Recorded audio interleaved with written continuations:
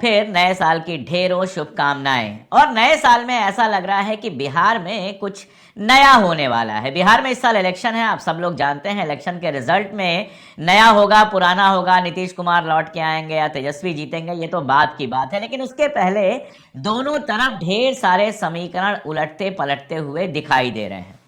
शुरुआत वहां से हुई जब नीतीश कुमार ने दिल्ली आने का फैसला किया। दिल्ली आने का फैसला था मनमोहन सिंह जी के, स्वर्गीय मनमोहन सिंह जी के परिवार से मिलने का। लेकिन कयास लगाए जाने लगे कि कांग्रेस के और नेताओं से मिलेंगे, पलट सकते हैं, उलट सकते हैं। नीतीश कुमार जब भी कुछ करते हैं तो ऐसा लगता है कि वो पलट सकते हैं।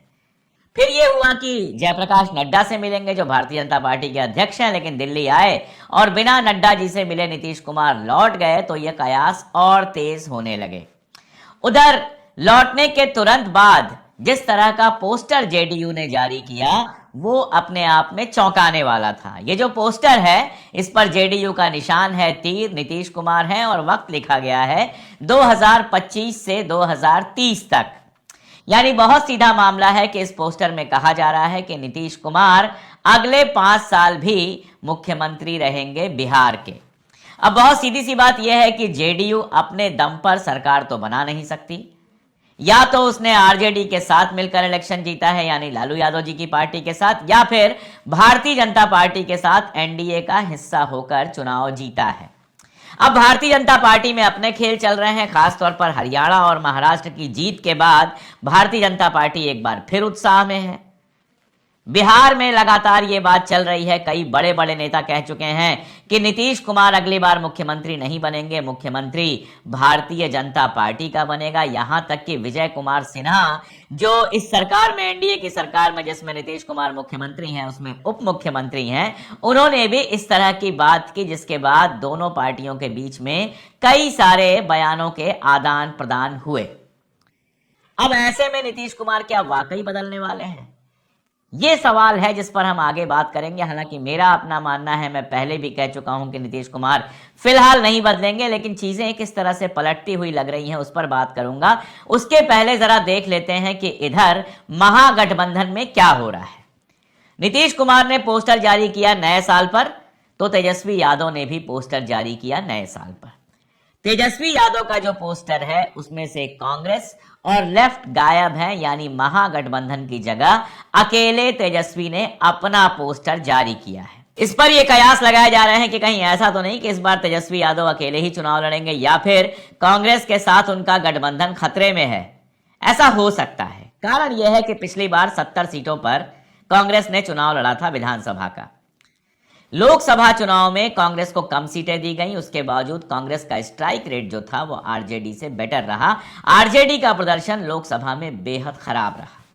अब जाहिर सी बात है कि ऐसे में कांग्रेस ज्यादा सीटें मांगेगी। वो 70 से ज्यादा सीटों पर चुनाव लड़ना चाहती है, 80-85 जितनी सीटें मिल जाएं उस पर चुनाव लड़ना चाहती है। एक और बात है कि कांग्रेस को ऐसा लगता है कि जाति जनगणना को लेकर और सांप्रदायिकता को लेकर राहुल गांधी जिस तरह से लगातार बोल रहे हैं, राहुल गांधी की अपील बढ़ी है और राहुल गांधी की वजह से वोट मिलते हैं। अब मिलते हैं नहीं मिलते हैं ये तो चुनाव में पता चलेगा, लेकिन यूपी में और बिहार में और बाकी राज्यों में जिस तरह की सफलता कांग्रेस को इस बार मिली है, ऐसा लगता है कि कांग्रेस ये मान के चल रही है कि नॉर्थ इंडिया में, उत्तर भारत में राहुल गांधी की अपील बढ़ी है। दक्षिण में तो बढ़ी ही है, राहुल गांधी की अपील उत्तर भारत में भी बढ़ी है और इसीलिए बिहार में वो ज्यादा सीटें चाहती है। अब आरजेडी की मुश्किल यह है कि वो कांग्रेस को ज्यादा सीटें देने के लिए तैयार नहीं है। आरजेडी बिहार केंद्रित पार्टी है, बिहार में ही उसकी राजनीति है, बिहार के बाहर आरजेडी की कोई खास राजनीति तो है नहीं। ऐसे में अगर बिहार में कम सीटों पर वो चुनाव लड़ती है, कम सीटें जीतती है और सरकार बनती भी है, तो कांग्रेस का प्रेशर ज्यादा होगा। और चुनाव के पहले होता ही है ये खींचतान, ये सारी चीजें होती हैं। इसके पहले भी आरजेडी और कांग्रेस के संबंध खराब हो चुके हैं, एक दूसरे से तू तू मैं मैं वाली भाषा में बात हुई है क्या कि हर जगह कांग्रेस चाहती है, अब कांग्रेस की जो लोकल लीडरशिप है उसका एक बड़ा हिस्सा ये चाहता है कि कांग्रेस अपने दम पर खड़ी हो। पप्पू यादव कांग्रेस में शामिल हुए, हालांकि उनको कांग्रेस से टिकट नहीं मिला और टिकट ना मिलने के पीछे तेजस्वी यादव थे, ये सब लोग जानते हैं। उन्होंने अपनी पार्टी का कैंडिडेट खड़ा किया, वो महिला तीसरी पोजीशन पे आई, पप्पू यादव अपने दम पे जीते। उसके बाद भी वो लगातार कांग्रेस के साथ बने हुए हैं, कांग्रेस के जहां भी कार्यक्रम होते हैं वहां वो पहुंच जाते हैं। अमेठी रायबरेली में प्रचार करने चले गए थे। और पप्पू यादव चाहते हैं कि कांग्रेस वहां पर अपने दम पे खड़ी हो, और ये चाहने वालों में पप्पू यादव अकेले नहीं है। अब आरजेडी हो या कोई भी रीजनल पार्टी हो जिसका कांग्रेस से समझौता है, वो जानती है कि कांग्रेस जितनी मजबूत होगी वो उतने कमजोर होंगे। तो कांग्रेस को थोड़ी बहुत सीटें देने में, थोड़ी बहुत सीटों पर मदद करने में तो कोई दिक्कत नहीं है, लेकिन कांग्रेस की एक पूरी लीडरशिप उभरे। और बिहार में 2 नाम तो ऐसे हैं जिसको लेकर सीनियर लीडर्स भी बहुत सारे हैं, लेकिन 2 नए नाम ऐसे हैं जिसको लेकर कांग्रेस उत्साहित लग सकती है। कन्हैया कुमार है और पप्पू यादव है। कांग्रेस ये सोच सकती है कि इन लोगों के दम पर हम वहां खुद को खड़ा कर सकते हैं, और ये आरजेडी के लिए खतरे की घंटी होगी। उधर लेफ्ट की भी बात करें तो लेफ्ट का प्रदर्शन बहुत शानदार रहा है, चाहे वो पिछली विधानसभा हो या उसके बाद भी बिहार के अंदर जो सरगर्मी है उसमें लेफ्ट ने अपने आप को बहुत कायदे से स्टैब्लिश किया है। लेफ्ट का एक पुराना आधार रहा है बिहार के अंदर। नक्सलाइट मूवमेंट के दौरान भी बिहार काफी एक्टिव था, माओवादी मूवमेंट वहां पर काफी एक्टिव था, और लेफ्ट का अपना एक असर रहा है बिहार में। अब पिछली बार जिस तरह का प्रदर्शन लेफ्ट ने किया है, लेफ्ट भी जाहिर तौर पर ज्यादा सीटें चाहेगा।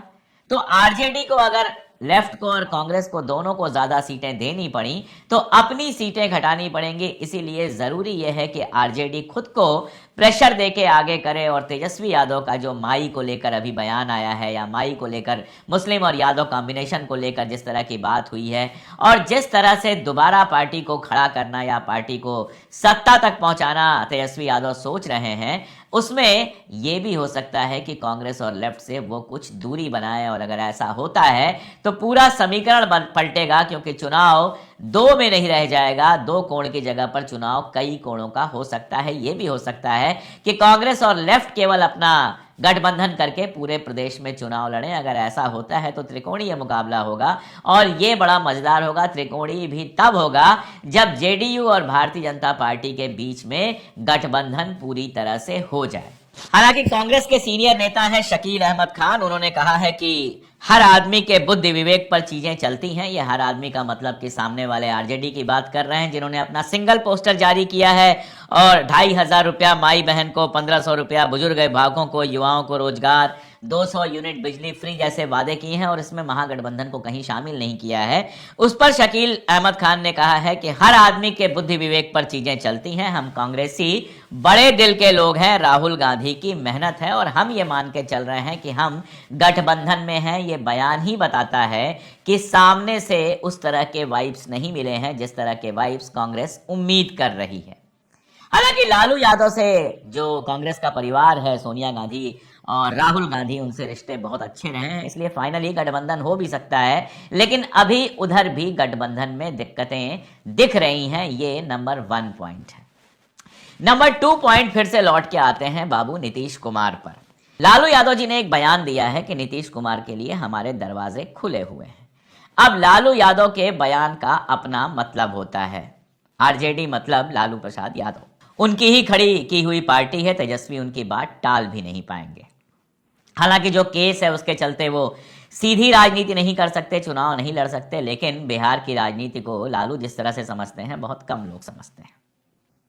नीतीश कुमार को भी लालू जितना जानते हैं शायद बहुत कम लोग जानते होंगे। जिस समय वो लोग बिल्कुल यंग थे, नए नए राजनीति में आए थे, छात्र राजनीति से मुख्य राजनीति में आए थे, जेपी के आंदोलन में थे, उन सब में साथ रहा है दोनों लोगों का।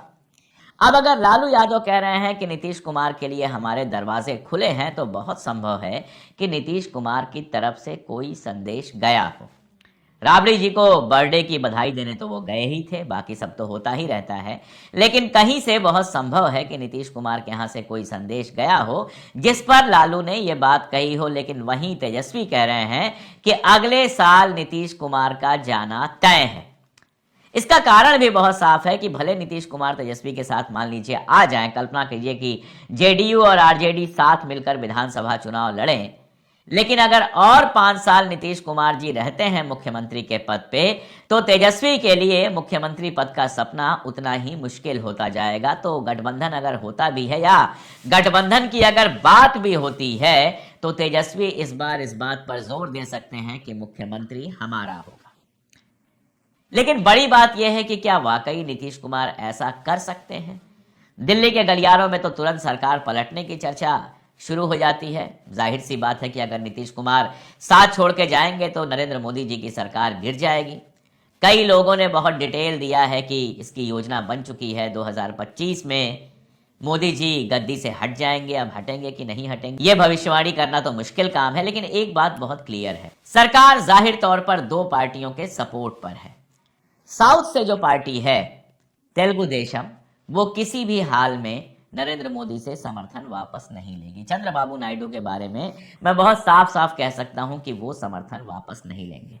जहां तक नीतीश कुमार का मामला है, नीतीश कुमार के जो एमपीज हैं, मेंबर पार्लियामेंट, सांसद हैं, उनका क्या रुख होगा समर्थन वापस लेते समय। अगर समर्थन वापस लेते भी हैं नीतीश कुमार, तो वो एमपीज नीतीश कुमार के साथ जाएंगे या फिर भारतीय जनता पार्टी के साथ जाएंगे, पार्टी तोड़ के इधर आ जाएंगे, ये कहना भी आसान नहीं है। मैं आपको बता दूं कि पिछली बार जब कांग्रेस को छोड़ के इंडिया गठबंधन, जिसकी शुरुआत में नीतीश कुमार जुड़े हुए थे, दौरे वोरे कर रहे थे, उसको छोड़कर जब अचानक भारतीय जनता पार्टी के गोद में गए, उसके पहले मेरी कांग्रेस के एक बड़े नेता से बात हो रही थी और उन्होंने कहा कि नीतीश कुमार के जितने एमपीज हैं, उन एमपीज ने बहुत क्लियर कह दिया है कि हम बीजेपी के साथ चुनाव लड़ना चाहते हैं। अब अगर नीतीश कुमार बिहार सिर्फ बचाना चाहते हैं, बिहार की विधानसभा बचाना चाहते हैं, तब तो वो पलटी मार सकते हैं फिर से इंडिया गठबंधन में, या फिर अकेले लालू प्रसाद यादव के साथ जा सकते हैं। लेकिन ऐसे हाल में जेडीयू का टूटना बिल्कुल तय है। जेडीयू के एमपीज का एक बड़ा हिस्सा जो है वो आ जाएगा भारतीय जनता पार्टी में, और अगर ऐसा होता है तो आप जानते हैं कि मोदी जी आराम से सरकार बचा ले जाएंगे। हालांकि सरकार फिर तलवार की धार पर होगी, छोटे छोटे दलों को भी लगातार उनको खुश रखना होगा और सरकार चलाना बहुत मुश्किल हो जाएगा। लेकिन अभी भी मुझे लगता है कि नीतीश कुमार अगर पलटते भी हैं तो मोदी की सरकार तुरंत नहीं गिरने वाली है। नीतीश कुमार की पार्टी के कई सांसद टूटकर आ जाएंगे भारतीय जनता पार्टी के साथ। यही वो डर है जिसकी वजह से नीतीश कुमार अगर पाला बदलने के बारे में सोच भी रहे हैं तो थोड़ा रुक कर चल रहे होंगे। अब बिहार की राजनीति में दो लोग और हैं जिनका नाम आपको लेना होगा, एक प्रशांत किशोर और दूसरे पप्पू यादव। प्रशांत किशोर पैसे वाले हैं, बहुत पैसा है उनके पास। जन सुराज पूरी एक कंपनी है, पार्टी से ज्यादा कंपनी है। अभी बीपीएससी के छात्र जो हड़ताल कर रहे थे उसमें वो शामिल हुए। उसके बाद छात्रों ने आरोप लगाया कि जब पुलिस आई तो भाग गए। अब वो कह रहे हैं कि 3 तारीख से फिर धरने पे बैठेंगे। अब 5 को परीक्षा है, 3 को धरने पे बैठेंगे। उसका क्या मतलब है, क्या नहीं मतलब है, मैं नहीं जानता। लेकिन जिस तरह से प्रशांत किशोर लगातार काम कर रहे हैं, विधानसभा में सीटें जीते या ना जीते, किसी ना किसी को नुकसान पहुंचा सकते हैं। उनके बारे में यही कहा गया कि वो भारतीय जनता पार्टी को फायदा पहुंचाने के लिए वहां गए हैं। जो भारतीय जनता पार्टी का विरोधी सेकुलर वोट है उस पर उनकी नजर है। लेकिन यह भी हो सकता है कि अपर कास्ट, जिस तरह से वो खुद भी हैं और जिस तरह से उनकी पॉलिटिक्स अपर कास्ट पॉलिटिक्स दिख रही है, भारतीय जनता पार्टी का भी कई सारी जगहों पर वो वोट काट सकते हैं। तो अगले चुनाव में प्रशांत किशोर को कितने वोट कहां से मिलेंगे और कौन से वोट मिलेंगे, इस पर भी रिजल्ट काफी कुछ डिपेंड करेगा। जहां तक पप्पू का मामला है, पप्पू आपराधिक प्रवृत्ति के माने जाते थे, लेकिन पिछले कुछ समय से उन्होंने जमीन के नेता के रूप में अपनी पहचान बनाई है। किसी तरह की कोई आपदा हो, परेशानी हो, पप्पू वहां पर दिखाई देते हैं। चाहे कोविड का टाइम हो, चाहे बाढ़ आ जाए, चाहे कोई आपत्ति हो, किसी की व्यक्तिगत समस्या हो, पप्पू लगातार जनता के बीच में खड़े नजर आते हैं और इससे उनकी छवि बहुत सुधरी है। अब कल उन्होंने आह्वान किया है, बीपीएससी वाले छात्रों का जो विरोध चल रहा है, हड़ताल चल रहा है, उसके समर्थन में उन्होंने आह्वान किया है बिहार बंद का। अब इस बिहार बंद का कितना असर होता है, कितने लोग इस बिहार बंद में शामिल होते हैं, इस पर भी डिपेंड करेगा कि पप्पू की हाइट, पप्पू का कद क्या है इस समय।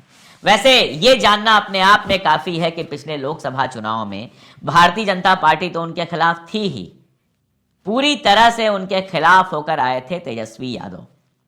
उसके बावजूद पप्पू ने अपना इलेक्शन न केवल जीता बल्कि बहुत अच्छे वोटों से जीता और तेजस्वी यादव की जो कैंडिडेट थी उनको तीसरे नंबर पर धकेल दिया।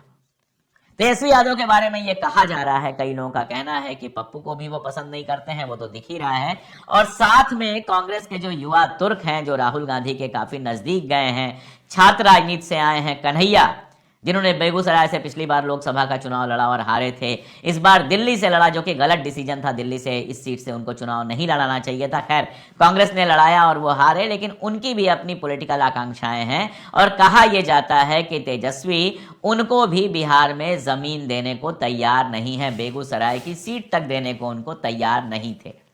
तो कांग्रेस के मन में अगर ये है, कांग्रेस के लोकल लीडर्स के मन में ये है कि अपनी ताकत बढ़ाने के लिए हमको आरजेडी से अलग होना पड़ सकता है, तो ये भी कोई कम जस्टिफाइड नहीं है। इसलिए बिहार का अगला जो चुनाव होने वाला है वो बहुत रोचक होगा। ढेर सारे सवाल हैं। क्या नीतीश कुमार वाकई पलटेंगे? क्या नीतीश कुमार और भारतीय जनता पार्टी का अगर गठबंधन होता है तो इसका कोई फायदा या नुकसान होगा? खास तौर पे इसलिए क्योंकि आरिफ मोहम्मद खान को वहां भेजा गया है राज्यपाल बनाकर। इसके पहले वो केरल में थे। अब आरिफ मोहम्मद खान मेरे ख्याल से हिंदुस्तान की हर इंपॉर्टेंट पार्टी में शामिल हो चुके हैं। कभी कांग्रेस के नेता हुआ करते थे, कांग्रेस के काफी तेज तर्रार सेकुलर नेता माने जाते थे। शाहबानो मुद्दे पर उनका विवाद हुआ, कांग्रेस से अलग हुए, फिर बीपी सिंह के साथ गए, फिर पता नहीं कहां गए और आखिरी में उनके सेकुलरिज्म को शरण मिली भारतीय जनता पार्टी में।